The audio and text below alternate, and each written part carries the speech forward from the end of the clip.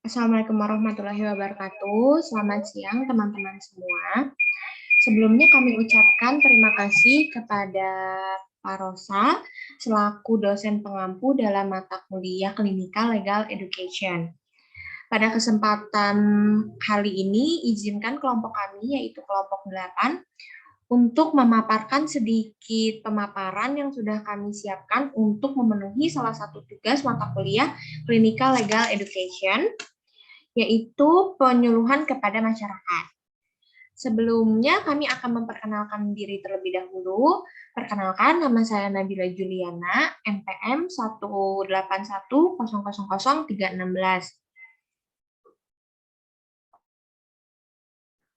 Nama saya Janufia Gusiana, NPM 181000295.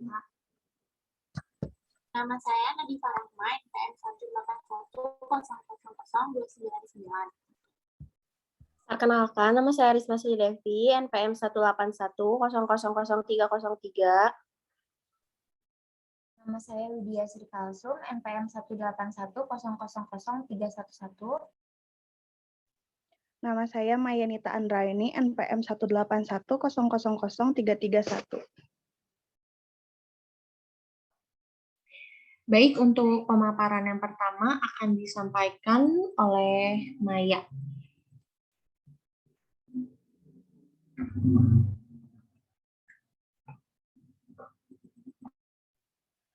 Yang pertama ada topik pembahasan.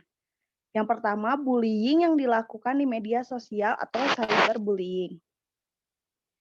Bullying melalui media sosial atau cyberbullying adalah perilaku berulang yang ditunjukkan untuk menakuti, membuat marah, dan mempermalukan mereka yang menjadi sasaran dengan menggunakan teknologi digital. Hal ini dapat terjadi di media sosial, platform chatting, platform bermain game, dan ponsel. Contohnya, yang A menyebarkan kebohongan tentang seseorang atau memposting foto mempermalukan tentang seseorang di media sosial. Yang B mengirim pesan atau ancaman yang menyakitkan melalui platform chatting, menuliskan kata-kata menyakitkan pada kolom komentar media sosial, atau memposting sesuatu yang mempermalukan menyakitkan. Yang C meniru atau mengatasnamakan seseorang, misalnya dengan akun palsu atau masuk melalui akun seseorang, dan mengirim pesan jabatan kepada orang lain atas nama mereka. Selanjutnya akan dijelaskan oleh Jihan.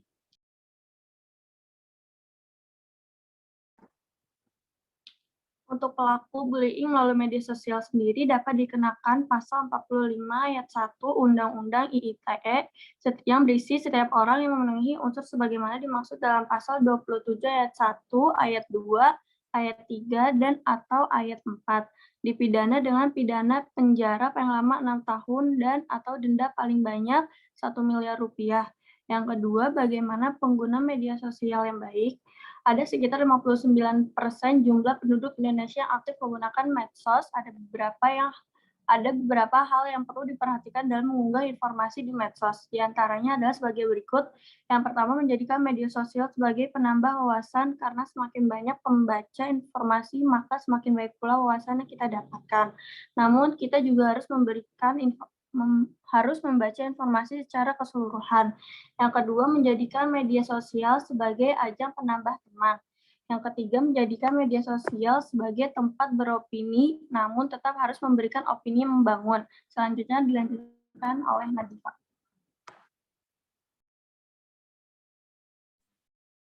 Yang ketiga, bagaimana jika korban bullying adalah anak di bawah umur? Tidak sedikit korban bullying merupakan anak di bawah umur, karena pelakunya pun terkadang memang masih di bawah umur. Karena korbannya pun masih di bawah umur, maka penyelesaiannya pun sudah jelas berbeda. Perlindungan hukum terhadap anak korban tindak bullying menurut Undang-Undang Nomor 32 Tahun 2014 tentang perubahan atas Undang-Undang Nomor 23 Tahun 2002 tentang perlindungan anak memberikan hukuman pidana pada pelaku bullying terhadap anak di bawah umur. Perlindungan hukum terhadap anak korban bullying menurut Undang-Undang Nomor 19 Tahun 2016 tentang perubahan atas Undang-Undang Nomor 11 Tahun 2008 tentang informasi dan transaksi elektronik telah mengatur tentang tindakan kekerasan melalui media informasi dan media sosial, terutama untuk pelaku cyberbullying.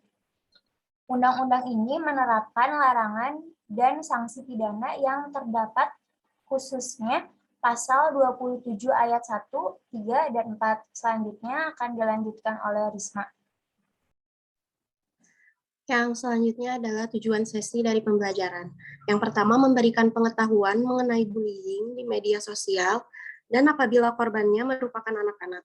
Bertujuan untuk memberikan pemahaman kepada audiens mengenai bentuk pembulian yang dilakukan melalui media sosial dan bagaimana dampak khususnya apabila korban bullying adalah anak-anak.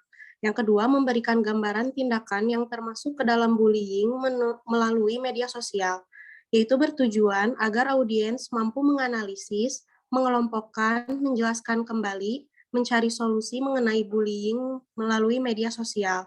Dan yang terakhir, menyadarkan dan memberikan pengetahuan mengenai tindakan sepele yang bisa dianggap sebagai bullying.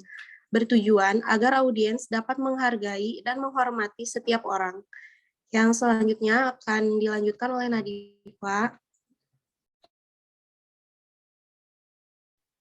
Metode penyuluhan, metode yang akan digunakan dalam penyuluhan ini yaitu daring session yang berdurasi selama kurang lebih 45 menit menggunakan Zoom dan materi akan disampaikan melalui PowerPoint.